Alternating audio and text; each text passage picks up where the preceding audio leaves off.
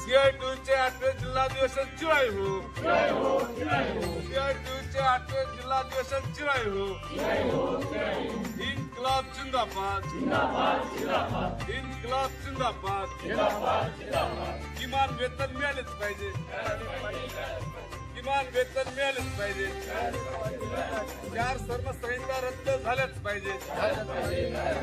CITU जिंदाबाद. इन्कलाब जिंदाबाद.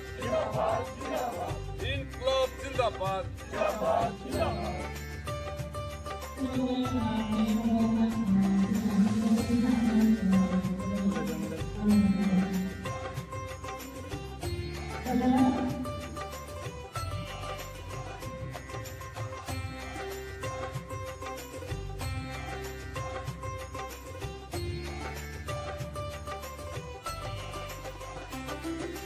संघटक माझे मित्र भरत सर, सुजाने सर, उपस्थित सर्व बंधू आणि भगिनी, आज हे आपलं 8वं जिल्हा अधिवेशन या ठिकाणी भरलेलं आहे. आज देशामध्ये परिस्थिती जर बघितली तर देश त्याच्या खांद्यावर उभा आहे. अशा कामगार वर्गावर चहूबाजूंनी हल्ले सुरू झाले आणि चहूबाजूंनी हल्ले करण्यामध्ये सगळ्यात मोठी भूमिका जर कुणाची असेल तर या देशामधल्या केंद्र सरकारची. आपले सर्व कायदे बदलण्यात आलेले आहेत. 3 सर्वसंहिता करण्यात आलेल्या आहेत. यासंबंधी सविस्तर डॉक्टर कलाम आपल्याला भाषण करतील. पण आपले असलेले अधिकार हिसकावून घेण्यात येत आहेत. जगभरामध्ये 8 तासाच्या कामासाठी 8 तासाचा दिवस असला पाहिजे. 15 तास 18 तास काम घेतलं जाईल, 12 तासाच्या वर काम घेतलं जाईल. तर 8 तासाचा कामाचा दिवस कायद्याला झाला पाहिजे. यासाठी जगभरामध्ये आंदोलन झालं आणि त्या आंदोलनाचा परिणाम करून 8 तासाचा दिवस हा कायदा झाला. आपल्या देशातलं सरकार आणि राज्यातलं सरकार आता 12 तासाचा कायदा करून पाहते. तेव्हा महाराष्ट्रात तो कायदा आता केला. प्रत्येक पैसे त्याच्यामध्ये आहेत. आपल्यापैकी आपले सुद्धा पैसे त्याच्यामध्ये असतील LIC मध्ये. म्हणजे देशातल्या मध्यमवर्गीयांचे कर्मचाऱ्यांचे कामगारांचे पैसे त्या LIC मध्ये आहेत. त्याचं एक LICचं एक स्लोगन आहे, सादगी और जिंदगी के बादगी. हा जिंदगी के सादगी असलेला पैसा आपला टाकलेला आहे. तो जिंदगीच्या बादगी मिळण्याची आता गॅरंटी नाही.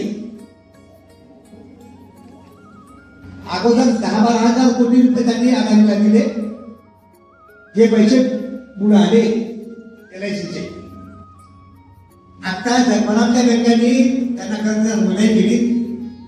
कर्जबाजारी होण्यापासून त्या मित्राला वाचवण्यासाठी जबरदस्तीनं LICला आपल्या मोदी सरकारने 33,000 कोटी आधीचे धरून 33,000 कोटी रुपये होता. आता एवढा जर पैसा जर कुणाला उद्या वसूल झाला नाही तर आपले पैसे बुडणार आहेत. पण या देशातल्या उद्योगपतींना त्यांचे दिवस कसे चांगले होतील, जसं सरकारनं सांगितलं होतं 14 मध्ये मोदींनी की अच्छे दिन आएंगे हम आने के बाद. आता ते म्हणायला लागले आहेत की आम्ही जनतेला म्हणलं नव्हतं अच्छे दिन येणार, आम्ही म्हणलं होतं उद्योगपतींना अच्छे दिन येणार. म्हणून टाटा, बिर्ला, मोहनलाल, अंबानी, अदानीला अच्छे दिन आलेले आहेत आणि तुमचे आमचे अधिकार मात्र रोज हिरावून घेतले जात आहेत. आणि या विरोधामध्ये CITUने किती संप केलेले आहेत, अखिल भारतीय संप केलेले आहेत. ही लढाई आज CITU देशामध्ये सर्वात मोठी संघटना आहे. आपल्याला अभिमान असला पाहिजे. देशाच्या सगळ्या कामगार वर्गाला, सगळ्या संघटनांना एकत्र करून CITUने या धोरणाच्या अंतर्गत लढाई केलेली आहे. आणि ही लढाई केवळ कामगारांचे बोनस पगार वाढले पाहिजे म्हणून नाहीये, ते तर वाढलेच पाहिजे, पण आपल्या नोकरीचं रक्षण झालं पाहिजे आणि सोबत देशाचंही रक्षण झालं पाहिजे. देशाचे उद्योगधंदे वाचले पाहिजेत, देशाचे रक्षण झालं पाहिजे, राष्ट्रीय एकात्मता टिकली पाहिजे. आणि कामगार वर्ग त्याला सोबत घेऊन ज्या लढ्यामध्ये उतरतो त्यावेळेस मात्र हिंदू मुसलमान म्हणून आपल्यामध्ये फूट पाडण्याचं काम या ठिकाणचं सरकार आज करत आहे. काही संघटना आता जरूर करतात, पण सरकार सुद्धा करत आहे. त्यामध्ये जवळपास 40% महिला डेलिगेट आहेत. त्या मनुस्मृतीमध्ये लिहिलेलं आहे की महिला, मनुस्मृती आपण वाचली पाहिजे, त्यात लिहिलेलं आहे की महिला ह्या पायातलं चप्पल आहे, त्याच्यातला शब्द दुसरा आहे वाहन, पायातलं वाहन आहे.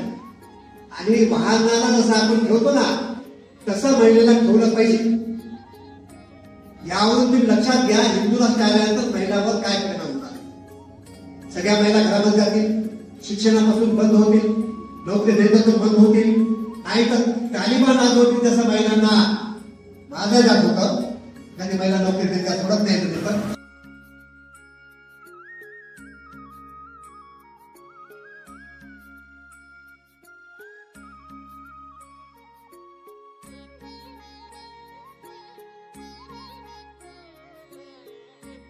जनवादीचा पाठिंबा आहे आणि त्यांच्यासोबत आम्ही प्रत्येक मोर्चे आंदोलनामध्ये सर्व जनवादी महिला संघटना नांदेड जिल्हा पूर्ण आम्ही त्यांच्यासोबत सामील राहून पूर्ण खांद्याला खांदा लावून आमची जनवादी महिला संघटना शिटू सोबत आहे. आपण हे अधिवेशन घेण्याचं सगळं निश्चित झालं, पुस्तक फायनल झालं. काल आम्ही तिथं टेंट वगैरे टाकता सगळं व्यवस्था केली, परंतु अचानक पाऊस आल्यामुळे आपल्याला अधिवेशनाचं स्थळ बदलावं लागलं आणि ते कॉलेज कॅम्पस आपला असल्यामुळे हे आपल्याला तात्काळ चालू होतं. त्यामुळे नांदेड एज्युकेशन सोसायटीची देखील मी आभार व्यक्त करतो. तर कॉम्रेड एकंदरीत 7वें जिल्हा अधिवेशन आपण भोकरमध्ये घेतले होते आणि 5 सप्टेंबर 2025 रोजी भोकर येथे आशावाद फेडरेशनचे आपले जे अधिवेशन झाले तो रिपोर्ट देखील आपण राष्ट्रीय आणि आंतरराष्ट्रीय परिस्थितीवर त्यांनी व्यक्त केलेला आहे. शेतकऱ्यांचे देखील कॉम्रेड किशोर पवार यांनी देखील शेतकऱ्यांच्या मागण्याच्या अनुषंगाने सध्या परिस्थिती संदर्भात व्यक्त केली. कारखाने पण परिणाम आले. नांदेडचे स्वतःला मालक म्हणून समजून घेण्यात असलेले म्हणजे सहकारी प्रत्येक 35 वर्ष आम्ही बरोबर एका ठिकाणी राहिलेलो.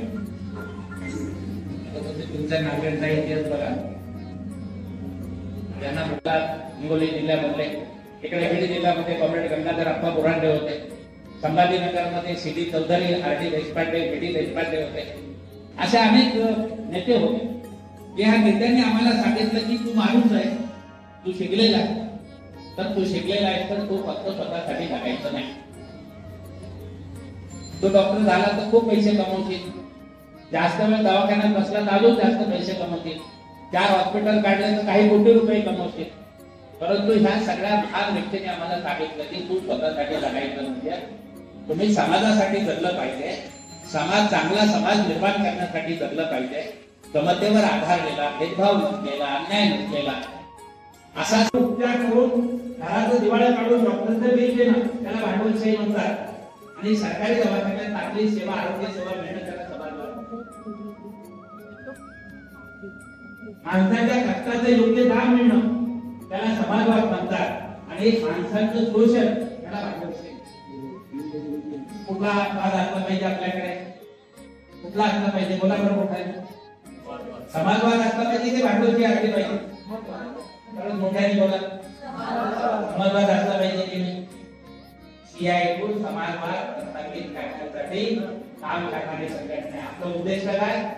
या देशामध्ये भांडवलशाही संपली पाहिजे आणि समाजवाद प्रस्थापित झाला पाहिजे. त्या समाजवादाच्या आधारे माणसांना माणसासारखं जगता येईल.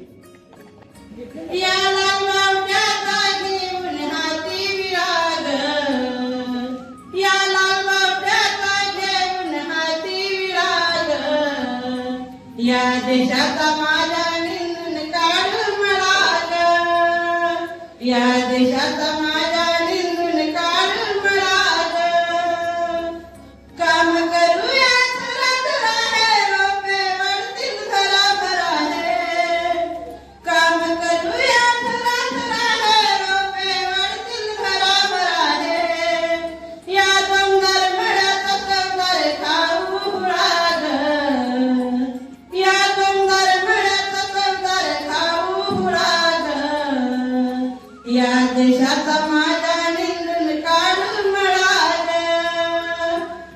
देशाचा माझ्या निंदून काढून मळा ग या लालबावट्याचा घेऊन हाती विराग या लालबावट्याचा घेऊन हाती विराग या देशाचा माझ्या निंदून काढून मळा ग या देशाचा माझ्या निंदून काढून मळा ग काल मागासने रोपे दिले भगतसिंगाने जतन केले काल मागासने रोपे दिले भगतसिंगाने जतन केले लागल्या तर लागू द्या लागतील उन्हाच्या झळाग लागल्या तर लागू द्या लागतील उन्हाच्या झळाग या देशाचा माझ्या निंदून काढून मळा ग या देशाचा माझ्या निंदून काढून मळा ग या